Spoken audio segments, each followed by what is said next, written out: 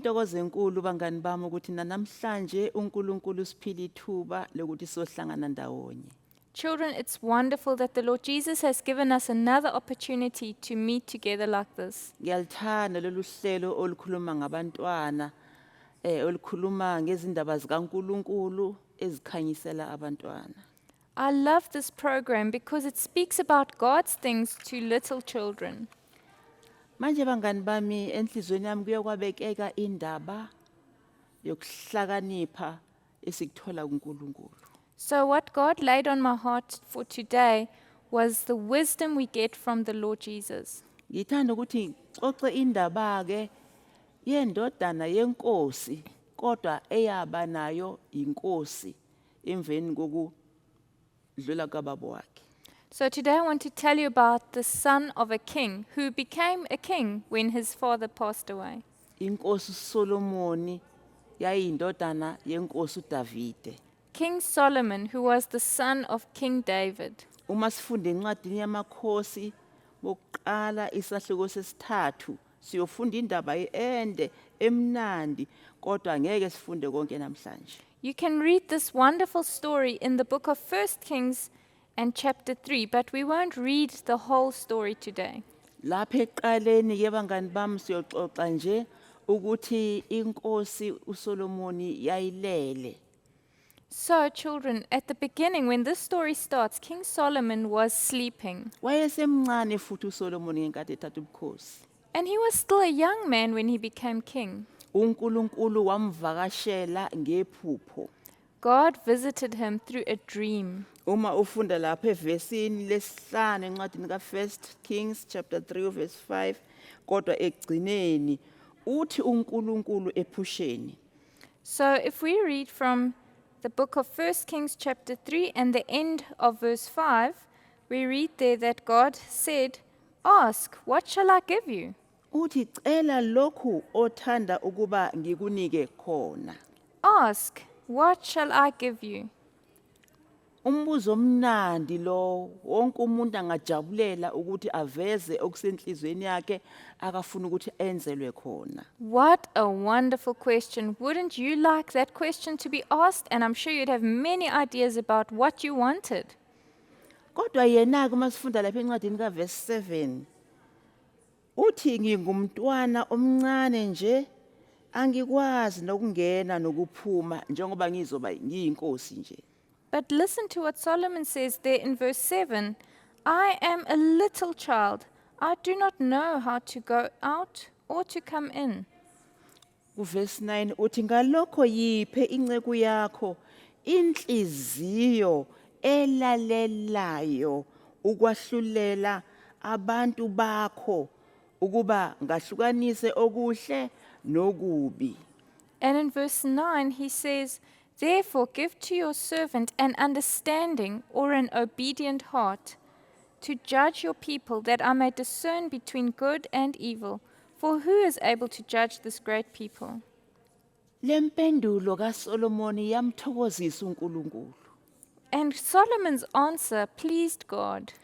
Uthi uNkulunkulu ke ngoba ucelanga ukuceba awucelanga ezinye izinto uthi ngiyokunika nongazange ukucele. And the Lord said to him, because you didn't ask for riches or for many other things, I will give you even what you didn't ask for. uNkulunkulu wamupha umcebo uSolomoni wamupha ukuhlakanipha wamupha okuningi ngisho impahla izilwane nanani waba ocebileyo. So God gave him great wealth. He gave him much wisdom. He gave him many possessions, animals, and all sorts of things. Kodwa ke ake sibone ukuthi ukuhlakanipha kukaSolomoni kwabonakala kanjani. So let's see, how was Solomon's wisdom obvious? Sifunda lapha evesini leshumi nesithupha kuthiwa ukuhlakanipha kukaSolomoni ekwahluleleni. So there in verse 16 we read a story about Solomon's wise judgment. Uma ufunda yonke leyo ndaba ngizoyixoxa nje ngoba isikhathi sincane. Now you can read the whole story, but today I'll just tell it to you. Kuthiwa ke bangani bami uSolomon eseyinkosi eyahlulela kunabantu Ngolinye usuku kwafika abesifazana ababili belethe bazocebana omunye nomunye. So Solomon was a king and he was a judge of his people. And one day, two ladies came to him and they were fighting with each other and they needed the king to make a decision.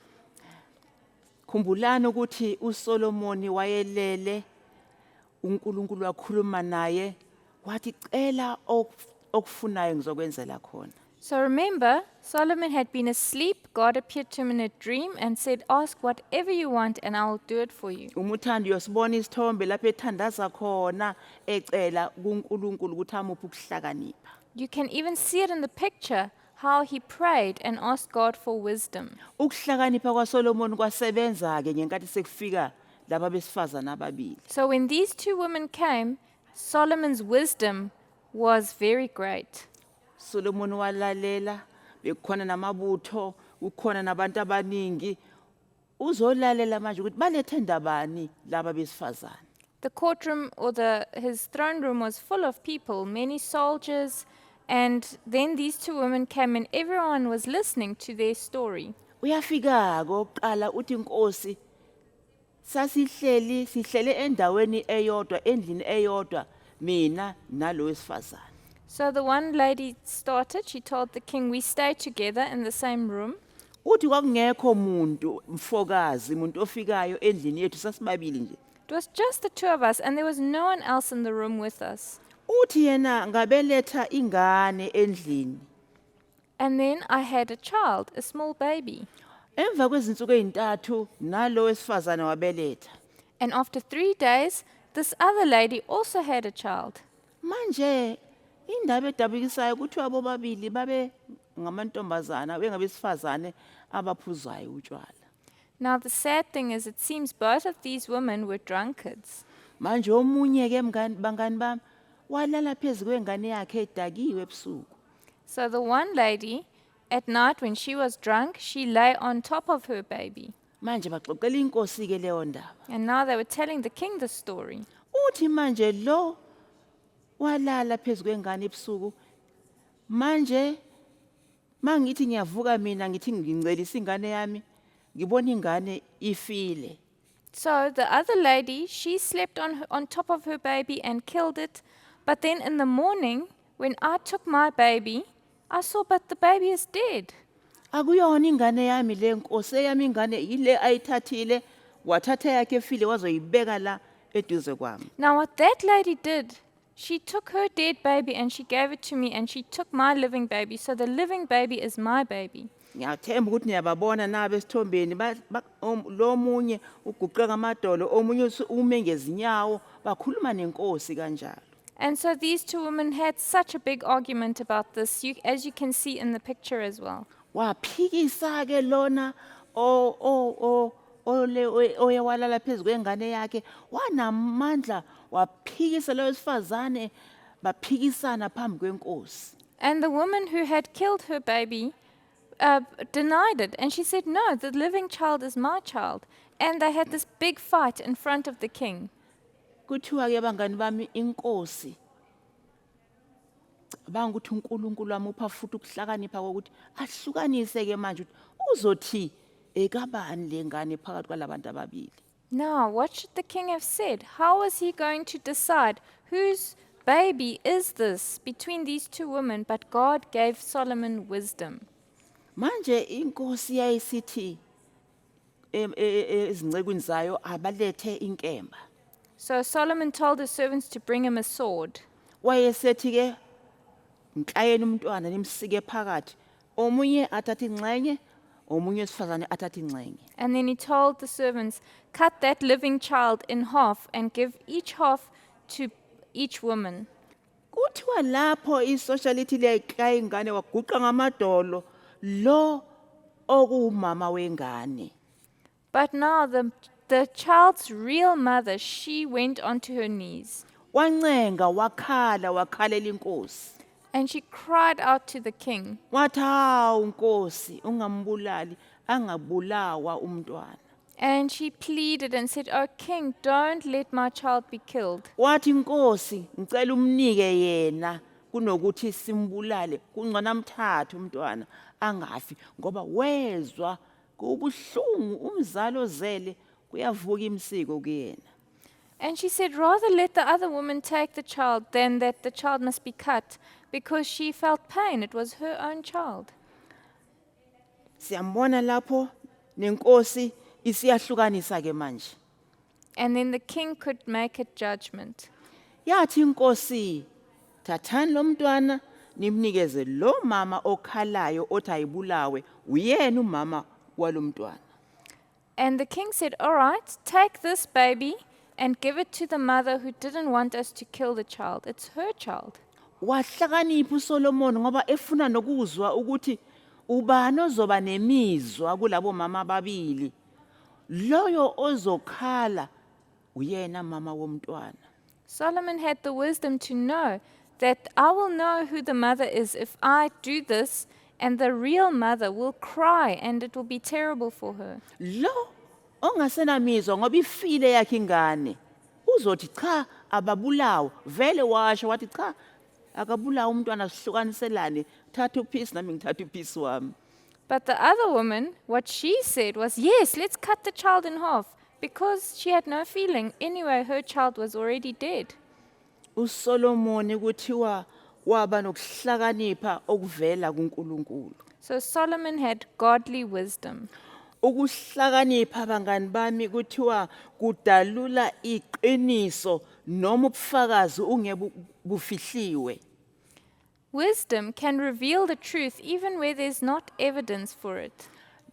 Ngoba ukuhlakanipha ukuhlukanisa wacela into enhle uSolomon ngoba ezoba inkosi ezolalela abantu wathi uNkulunkulu ngiphe ukuhlukanisa izinto. Solomon asked for a wonderful thing because as a king, he really needed wisdom. Futhi uSolomon ukuhlakanipha kwakhe kwamsiza ukuthi abone ukuthi lo oshesha khulume oba ngumsindo othi ayibulawe wabona ukuthi cha akayena umama wengane lo. And Solomon's wisdom helped him in this situation where that mother who was making such a noise and saying, yes, let's cut the baby, she's not the mother of this child. Kuthiwa futhi ukuhlakanipha bangani bami kuyamsiza umuntu ukuthi ahlukanise ezintweni ezimbili akwazi ukubona okuyikhona khona phakathi kwezinto ezimbili. A person with wisdom can discern between two things. What is the right thing? Futhi uma ucela kuNkulunkulu ukuthi akuphe ukuhlakanipha kuthiwa uyokwazi ukuhlukanisa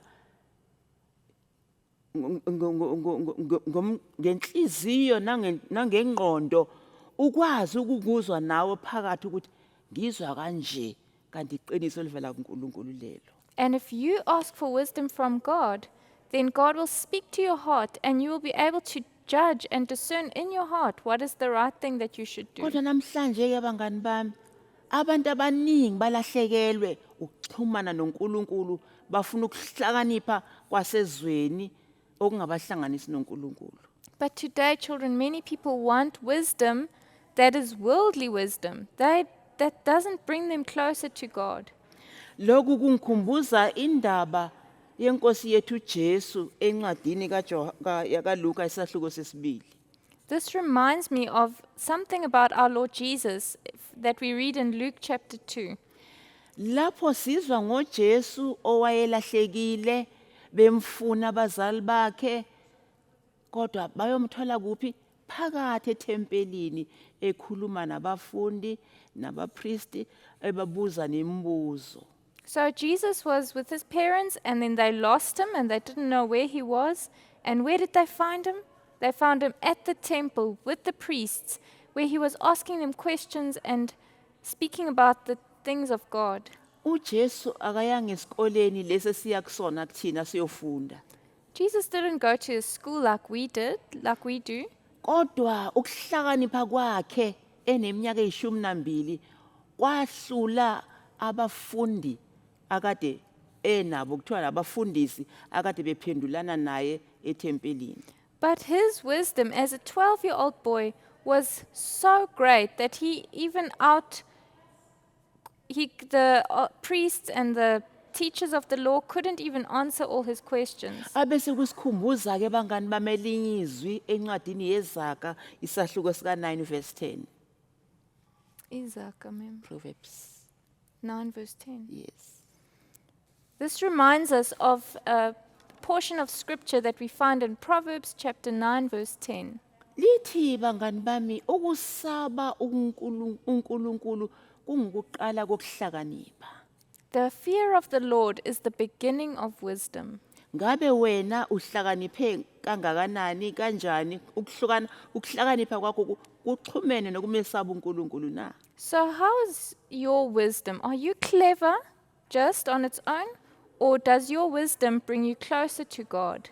Ngiyakufisela ke mngani wami ukuthi uthandaza ucela uNkulunkulu akuphi ukuhlakanipha okwatholwa uSolomon kokwahlukanisa okuhle nokubi. So I pray that you, child, will also ask God for that wisdom that King Solomon had.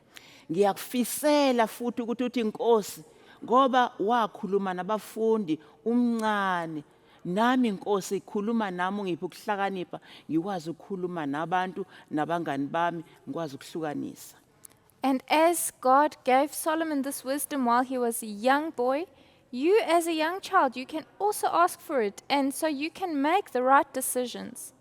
Ngiyakufisela ke mngani wami ukuthi umesaba uNkulunkulu ukuze uthole ukuhlakanipha. And I pray for you, my child, that you will fear God so that you will become a wise person. Ubaba umfundisi ngicina ngalawo mazwi umfundisi uStegeni wakhuluma amagama athi So in closing, Reverend Stegen told us the What? following. wathi uma ufundisa umntwana ngaphandle kukaNkulunkulu ngaphandle kukaKristu umenza abe usathana ohlakaniphile. He said, if you educate and teach a child without Christ, then you are only making a clever devil.